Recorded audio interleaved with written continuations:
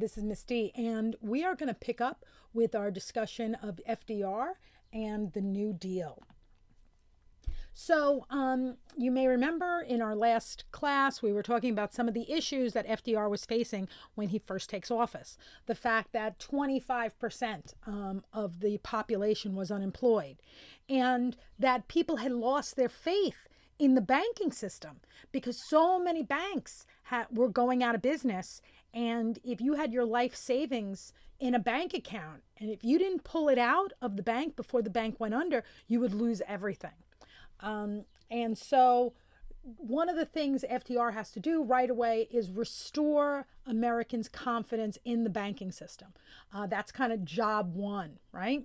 And what he does is he has a bank holiday. He shuts down all the banks and he doesn't allow them to reopen unless they are on solid financial ground.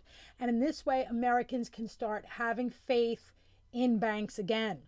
In addition, he's going to break with Herbert Hoover. You may remember Hoover was the president when the Great Depression started. And now FDR is very different from Herbert Hoover. FDR believes in giving direct relief to the poor. That means he believes that the American government, the U.S. government, should be giving money to individuals to help them through this financial crisis. And we very briefly started talking about the idea for FDR said he is going to give the American people a new deal, right? His plan for getting America through the Great Depression was the New Deal. And when you think of the New Deal, you have to think of the 3 R's: relief, recovery, reform. Relief is where you give money to individuals, or if you're not giving them money, you give them a job, but you give them some way to get money. So this is how you help the unemployed people. You either give them a job or give them money so that they can survive this Great Depression. Recovery, that's directed at businesses, to help businesses recover, to help the economy recover.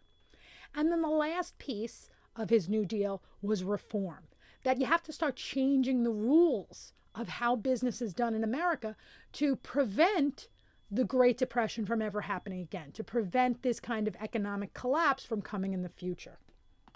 All right.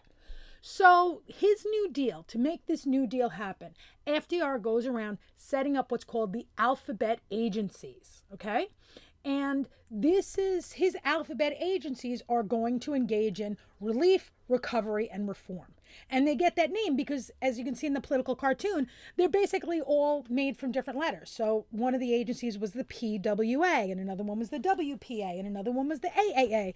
And they all have like 3 letters. So that's why they get the nickname, the alphabet agency. But again, this is a big break with with what came with Herbert Hoover and a lot of these other laissez-faire presidents. In fact, this idea that government should be in charge of, that if there's a problem, the government should come in and solve it, this idea should sound familiar because it's something that FDR's cousin, the other Roosevelt, also believed in because he was part of the which era? The Progressive Era. This should sound familiar from the Progressive Era. If you remember Teddy Roosevelt, there were problems in the Progressive Era. There were too many trusts that had too much power. So Teddy Roosevelt busted up the trusts. You may remember when Teddy Roosevelt was president, the meat packing industry was, disgusting and the meat was unhealthy. And Teddy Roosevelt went in, he cleaned up the meat packing industry, right? He signed an inspection act. And so on. That was the idea of the Progressive Era. Remember, we're going to make progress. We're going to fix things. Well, just like Teddy Roosevelt did that, now we have Franklin Delano Roosevelt, right? His cousin, FDR, is going to do the same thing.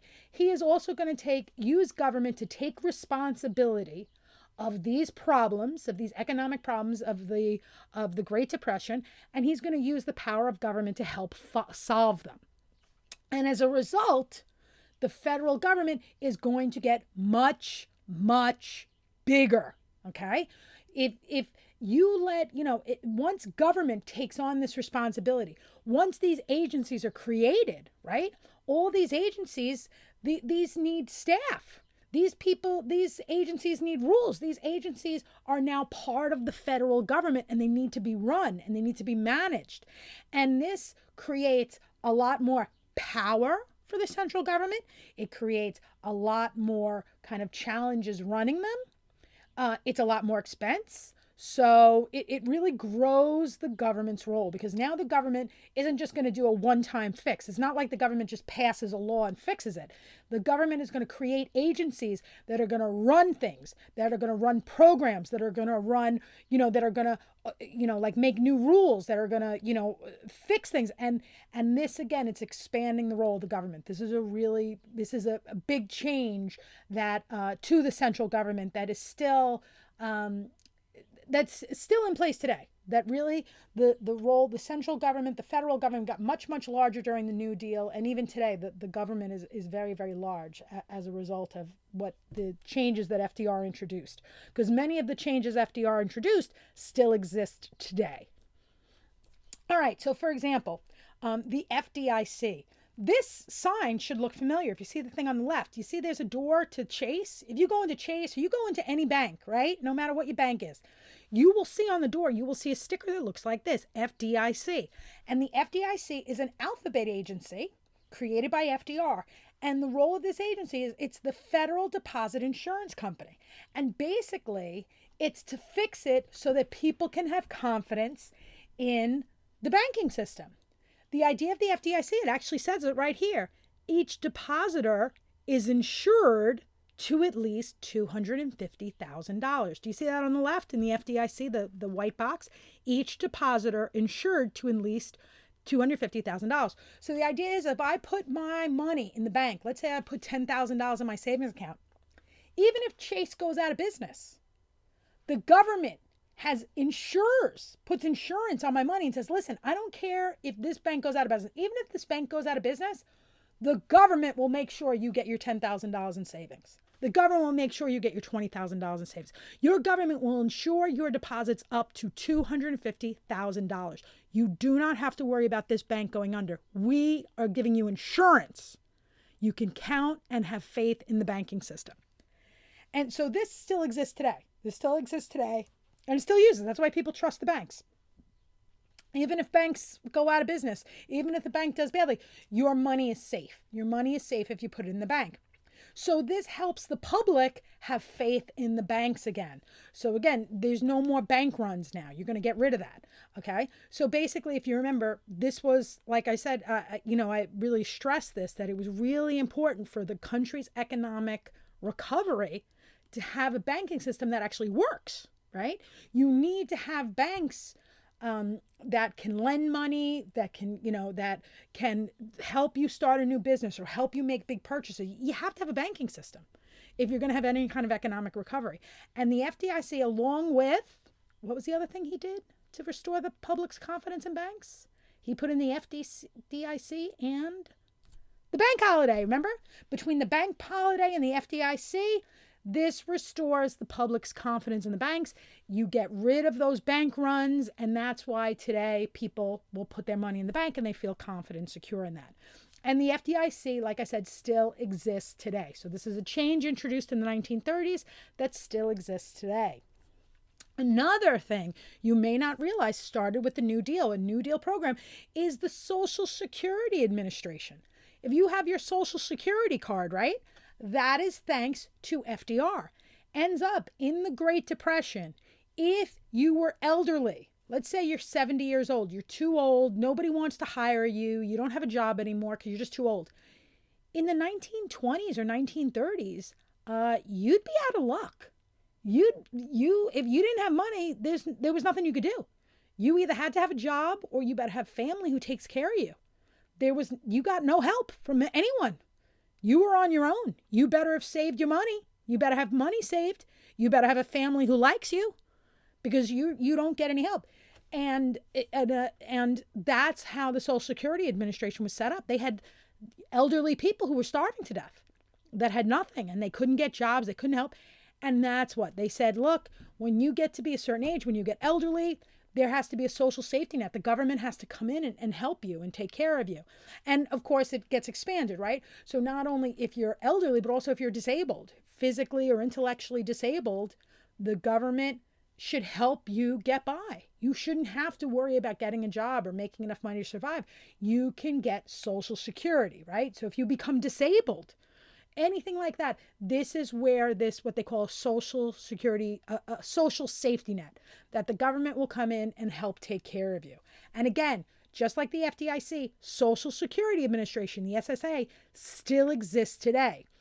And like I said, the Social Security Administration, FDIC, these are huge agencies. This takes a lot of work to run these groups, okay? So that means these both Social Security, just that one agency, the SSA, cutting all those checks, keeping all those paperwork, maintaining all these numbers, like that's a lot of work. There's a lot of employees who work for the Social Security Administration, who are part of that government agency. So again, just Social Security alone just expands the size and power of the government. The SEC, this is another one that still exists today. This is the agency that basically runs the stock market. I don't know if any of you are familiar with Snoop Dogg. One of his really good friends is Martha Stewart. Martha Stewart was a very famous chef. She has a couple cookbooks out, whatever. Anyway, long story short, Martha Stewart got in trouble. She actually went to jail for insider trading. I don't know if you guys are familiar with this. Long story short, the idea with stocks is, remember how we talked about the stock market, that people buy stocks and the hope is that the stock will go up in value. And if a stock goes down in value, you'll lose money. Insider trading is if you know something special, like you have insider information, you have information like somebody who's a friend tells you something secret about a company. Let's say you find out a secret. Hey, guess what? We're about to go out of business. We're about to get sued. We're about to do this. And you go, oh no, really? Does anybody else know? No, it's a secret. Shh, don't tell anybody. If you find out about that and you say, oh, this company's going to go out of business soon, I'm going to sell my stock today because tomorrow when everybody else finds out about this stock is going to go down in value. I'm going to sell my stock now. That's an example of insider trading. That's illegal, right? The SEC is designed to make the stock market work better, to basically make it fair for everybody. That trading stocks should be done fairly, and they want to prevent those kinds of problems. They want to prevent fraud. They want to prevent, stock market crashes. The SEC has a lot of rules and regulations about how to list a stock, what it takes to, whether or not a company's, they have certain standards you have to meet before you can be publicly traded, et cetera, et cetera. Anyway, the SEC, huge, huge, huge agency, okay? And again, big power that the central government never had. This didn't exist before. The idea that you put rules on businesses, laissez-faire presidents never would have been okay with this. But during this New Deal, FDR said, nope, we are the government. We need to step in. We need to put rules on businesses. We need to put rules on the stock market. And we have to institute new reforms to make sure that the stock market works the way it should and that we're not going to have a huge crash like we had, which started like we had on Black Tuesday in 1929. So this is another big agency created during the New Deal. There are also a bunch of relief agencies. These are just three of them: the TVA, the CCC, WPA, and there's a bunch of them. Again, they're all alphabet agencies. If you notice, they all have these three-letter names: SEC, the FDIC, the SSA, Social Security Administration, TVA. That's why they get that name alphabet agencies. It's always like 3 or 4-letter combinations. Anyway, these three organizations were all designed to give Americans jobs. So, for example, the CCC, the Civilian Conservation Corps, if you got a job in the CCC, you might go to a rural area and help, build roads or, plant some trees or something like that. If you worked for the TVA was the Tennessee Valley Authority. They brought electricity and other infrastructure to that southeast part of the country.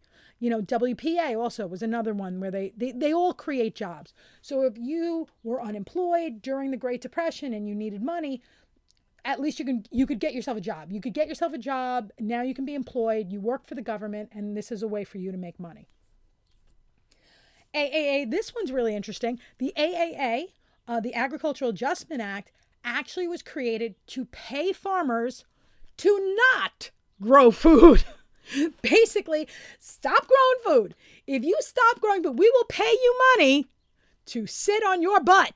I want a job like that. But what happens is and this is something we're going to talk a little bit more further into this presentation, is that one of the issues during the Great Depression is there was too much food and agricultural products for sale.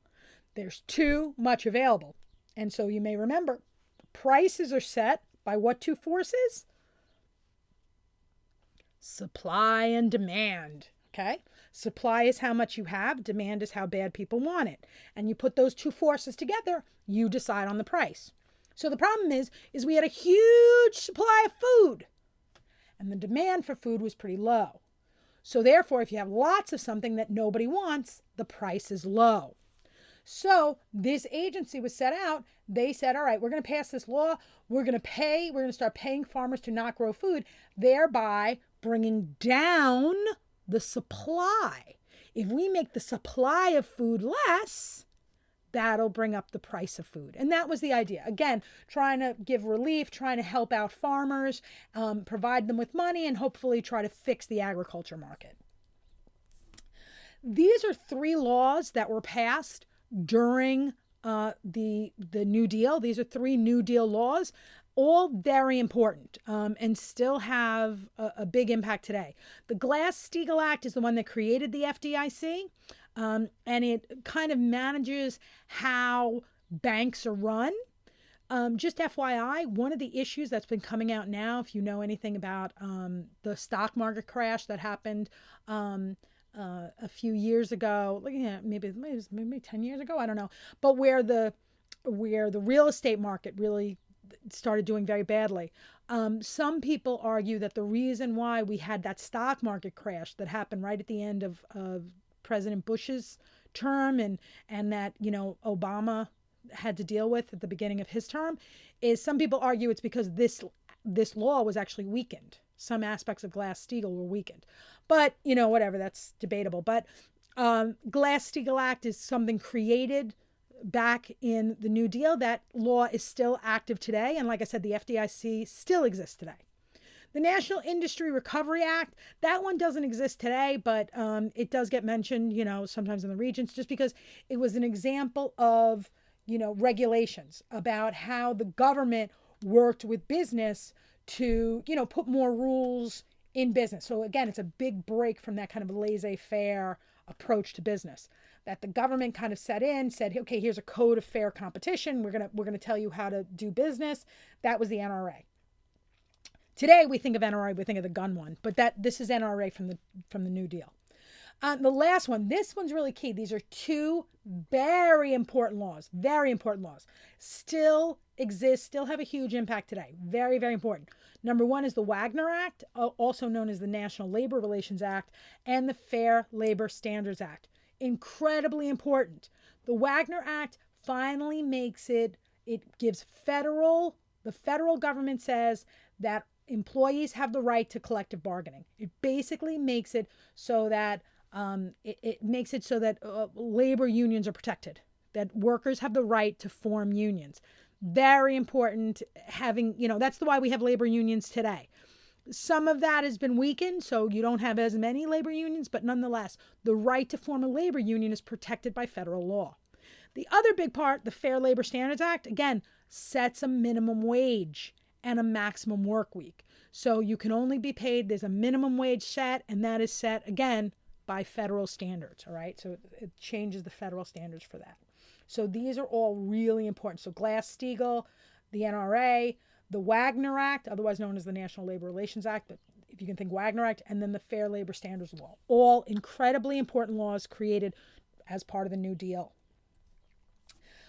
This one's pretty famous political cartoon. You can see, here's Uncle Sam. You can tell by, again, the beard, the white beard, and the little hair. And you can see right next to him on the table, you can see all these bottles. CWA, CCC, FDIC, AAA, NRA, FL. Those are all, what do we refer to those as? Alphabet agencies. Remember, all those 3 or 4 letter word, 3 or 4 letter combination names, basically those are the alphabet agencies. And you see he's sitting there and, he's got his slippers on. He's not feeling so well. And here comes FDR with his New Deal remedies. And he says to Congress, Of course, we may have to change remedies if these don't get results. So, what's the message of the cartoon? Well, FDR has his little doctor bag and he's trying to make Uncle Sam feel better. But does he know what the cure is? No, he doesn't know what the cure is. He's going to keep throwing different things down his throat and we'll see what works. And I mean, that's really what was happening. We had never as a country ever gone through anything like the Great Depression. Nobody had. This was something really new. So no one knew what the fix was. So FDR just kept trying new things and creating new agencies, all in hopes of, fixing the economy. But of course, there were no guarantees. Now, he was doing his best, but as you can see, a lot of people were not happy with the New Deal. This would have been a cartoon that represents some of the criticisms, one of the big criticisms of the New Deal, which is this, the New Deal pump. And you see FDR, he's at the top of the mountain, and he's throwing in a bucket into the pump, and the bucket is labeled with a $. And he's like, I hope this will make it work. And what is the taxpayer doing? He's giving him more money and more money to throw into this New Deal pump. And what's happening to all this money, all these billions of dollars, these $16 billion spent? What's happening to it? It's leaking here, it's leaking there, it's leaking here, it's leaking there. Is it really accomplishing anything? And that was the big question. This New Deal was very expensive, all these programs, right? Setting up all these new agencies, giving all these Americans jobs. These were all very expensive programs. And the question was, are they working? And as I said, the New Deal was very expensive and it was growing the national debt. All right. So, as I was talking about criticism, with that, we're going to talk about the kind of standoff between the president and the Supreme Court. What ends up happening is, so like I said, FDR is moving forward with his New Deal. He's got his 3 R's, relief, recovery, reform. He's got his alphabet agencies and he's, throwing all these efforts in to fix the economy. Well, what happens is that there were members of the Supreme Court who had been, given their jobs under prior administrations. You remember the other presidents who had come before FDR believed very strongly in laissez-faire. So these presidents had picked people to go onto the Supreme Court who shared their beliefs, who also believed in kind of laissez-faire, hands-off kind of government. And what happens is a couple of these alphabet agencies, there were lawsuits brought to kind of limit the power of the president to create these agencies and to kind of run businesses and, have these, to make all these changes. And so when these cases are brought, these conservative judges found that, they were declaring some of these agencies unconstitutional. They were trying to block the New Deal. They weren't letting FDR move forward with his changes. And what happens is they were able to do this because there's basically the part of the Commerce Clause, you may remember, it talks about the fact that the federal government has the power to regulate interstate commerce, right? Well, the federal government, sorry, I shouldn't say the federal government, the Supreme Court, rather. The Supreme Court took a very, very strict, very narrow reading of what that Commerce Clause means. And by doing that, they were able to say the NRA, so if you remember, that was the one where it was regulating business, right? That was trying to put codes of fair business dealings, that was that agency. And the AAA, that was where the government was paying farmers not to grow food. The Supreme Court said that these two agencies were unconstitutional. And FDR was flipping out. He was like, oh my goodness, you're getting, as you can see from the political cartoon, the Supreme Court is getting in the way. He's stopping this New Deal from moving forward. The big case that really set things in motion was the Schechter Poultry case versus the United States. This is the one that abolished the NRA, the National Recovery Act. This is the one with that code of fair practice. They said you went too far. This is beyond what the Commerce Clause says. It's unconstitutional. And they said it violates separation of powers. It gives too much power to the federal government. And so this is basically, like I said, this was like FDR was like, this is going to be a problem because he really felt like he needed to move forward with his with the New Deal. And so he comes up with this idea. He says, look, My problem is I don't have a problem with the Supreme Court. I don't have a problem with separation of powers. I don't have a problem with checks and balances. It's not kind of some kind of structural issue like I want. He didn't want to get a constitutional amendment. Plus, constitutional amendments are a pain in the neck to get anyway. So I have a bunch of these old time judges who were jerks, like these couple of old guys who are on the court. They've been there forever. They've been there since, these other guys nominated them. These guys are getting in the way of my New Deal. How can I shut them up? And he goes, I got it. I should add 6 new Supreme Court justices. So the idea look, there's 9 justices on the Supreme Court. 6 of them are over the age of 70. And these guys are really, really old and they refuse to retire. And he goes, that's it. Maybe I'll say, listen, in an effort to kind of get the backlog going and things like that and to fix the courts, we should add additional judges. That'll create, more thoughts. It's, this is what I want to do. And if I get the chance, and naturally, if he gets the power to add new judges to the Supreme Court, FDR can make sure he only picks judges that would agree to the New Deal, right? He can make sure that he gets the kind of people who would say yes to him. And so this is his idea. Well, there was a bit of an outcry. Now, some people agree with it. They said, look, this isn't fair. Because they said, look, this is a good idea. Because, look, these old-time judges are jerks. Like, they have this job for life. They get to sit on this court until, they're over 70 years old. They're not going to leave until they drop dead. And they're appointed for life. And they can do whatever the hell they want. Even if the rest of the country is begging for help. The rest of the country is begging for relief. We need help from the government. You have to understand, FDR's New Deal plan was very, very popular with the people. They loved this idea of getting jobs with the CCC, of getting employment. They thought this was great. They didn't care about they were fine with it. And so they were really upset. They said, is it really fair that this Supreme Court gets to just make these decisions? I didn't elect this Supreme Court. They've been here forever. It's not fair. So some of them kind of supported this idea. But a lot of other people were like, no, this is not cool. This idea of adding these Supreme Court justices, really, this is going to upset checks and balances. This gives the president too much power because now it sets a precedent. If the president decides that he doesn't like something that the Supreme Court says, he just keeps adding justices until he gets enough justices who agree with him? I mean, once you open that door, you can't close it again. And they were like, it's going to destroy the independence of the judiciary. Because now judges, they know if they say something that the president doesn't like, they're going to just stick new judges on the court. I mean, it's crazy. And a lot of people are very nervous about this.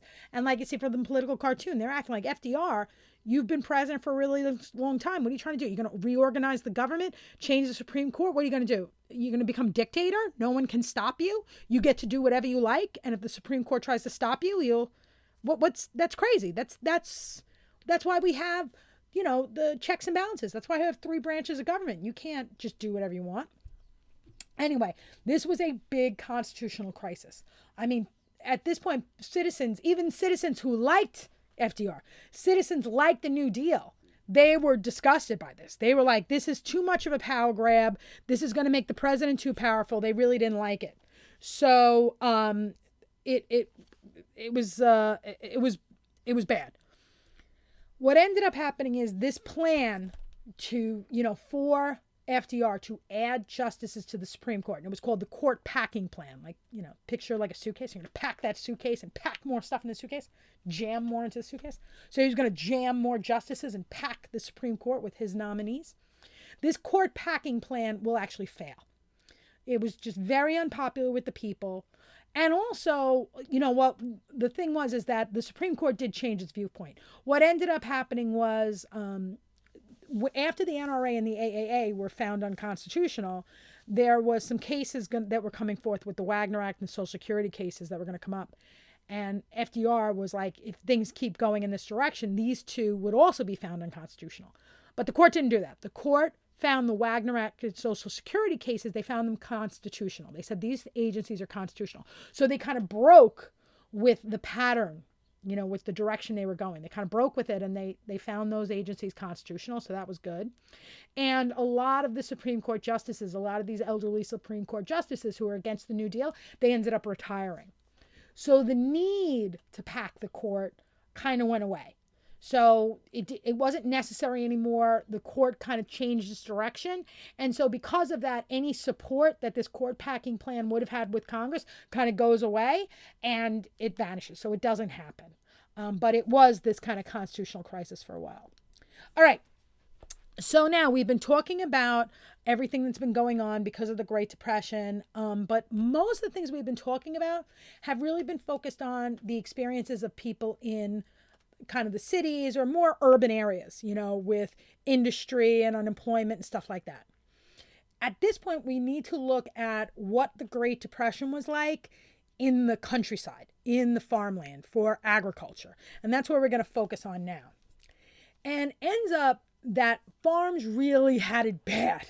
They had it actually worse than, in the city. What happens is while the cities were enjoying the roaring 20s, right? In the cities, people were borrowing money and buying lots of consumer goods, and they were drinking at their speakeasies. And this is what's going on in the more urban areas. The farms were going through a depression through the 1920s, and it actually got a lot worse in the 1930s. What happens is as the end of the World War I reduces the demand for agricultural products. I remember we talked about that last time, that, while Europeans were fighting World War I, they couldn't grow their own food. Their farms were, blown to smithereens with all the fighting. So they were importing a lot of food from America. Well, in the 1920s, 1930s, that demand for the food starts going down. So they're selling less food to Europe. In addition, around this same time, new technology had been introduced into farms, okay? A lot more, mechanical, like, all these, what's that called? You drive a tractor, those kinds of things. There's all this new technology, all these new machinery going into farms, steel plows and stuff like that. And because of this new technology, the amount of food is going up. So at the same time, again, supply and demand, the supply of food is going up. You have more food because of the new technology on farms. So you have more food. And at the same time, less people are buying. Less demand, more supply, forget about it. This is going to, when you have high supply and very low demand, it makes the prices go very, very low. The prices for farm goods are very, very low. This is kind of similar, if you guys remember when we talked about the Grange movement, when the farmers were having problems with the railroad companies. Same then as it is now. The demand for farm goods is very, very low, and farms are barely getting by. They're broke. And that was bad. But then what's worse is you get the Dust Bowl. The Dust Bowl basically is going to be this severe drought and winds. It basically erodes all the dirt from this area of the country. You may remember this is like the Great Plains area of the U.S. This is kind of a good chunk of this would have been part of the Louisiana Purchase, if you want to think of it, but this kind of middle of the country where there's a lot of farmland. This area of the country, you can see, this is affected by the Dust Bowl. And literally the ground got so dry. How dry was it? It was so dry that a good wind would blow it away. And it would create these dust storms, and it just destroyed this farmland. I'm going to show you this video so you can get a feel for what it was like. We watched a dust storm come up like the Red Sea closing in on the Israel children. And I'm telling you, it got so black when that thing hit, we all run into the house. And a lot of people in the crowd that was religious minded, and they was up pretty well on the scriptures, and they said, well, boys, girls, friends, and relatives, this is the end. This is the end of the world. This was a 10-year apocalypse that I don't think we can fully appreciate.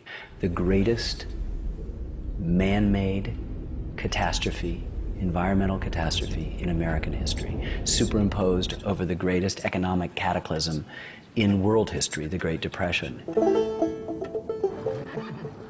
First of all, this was a 10-year drought, so that was a longer than normal drought. It just didn't let up. It just started and kept on going. It was a convergence of bad things, of a badder than usual drought, hotter than usual temperatures, and more soil exposed for the first time than ever before in history, due to both bad farming practices and, human nature, thinking that they could make a quick buck. And all those things combined to make it just hell on earth.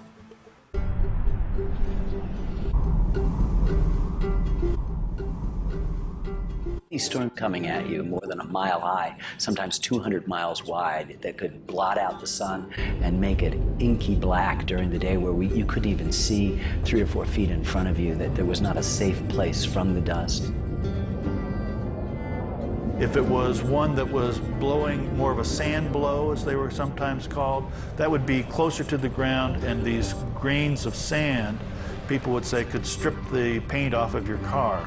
Obviously, if you were out there and exposed to it, it could hurt like hell when it hit you. If you went inside, newspapers sold special gum tape to put around the edges of your windows and under your doors and other things to try to keep this dust from getting in. Nothing worked entirely. That they would huddle in the shacks of their homes with claws over their face. That there were plagues of jackrabbits because nature had become so unbalanced. That there were plagues of locusts that afflicted these people. It wasn't just the dust storms, as if that wasn't enough for 10 years. That you had the poverty of the Depression, that people are trying to get out, people are starving. So this just gives you an idea of how bad it got in the farm. So again, this Dust Bowl, where the Great Plains, again, the cause was poor farming methods, plus a sustained drought. They dried out the dirt so badly. The dirt got so dried out so badly that a wind would come and take up all the dirt and just blow it away. And it would create these, like he said in the movie, these inky black clouds where you can't even see, anything. And this, if you've heard of the book called The Grapes of Wrath, or the music by Woody Guthrie, or photography by Dorothea Lange, they kind of captured this. And the poverty that the Dust Bowl caused was insane. These people were forced to leave their homes. They were forced to leave this area. And a lot of them ended up moving to California to try to find jobs in farming. But these are, the photo on the left is a very famous photo by Dorothea Lange, just trying to capture the poverty and the hopelessness of these farmers caught up in the Dust Bowl. John Steinbeck's famous book, The Grapes of Wrath, is talking about it. But like these people, they're forced from their home and just desperate for work. And again, they were doing badly anyway, but then you add the Dust Bowl to it, and it really made a bad situation worse. Okay, and with that, we are done. So see you next time.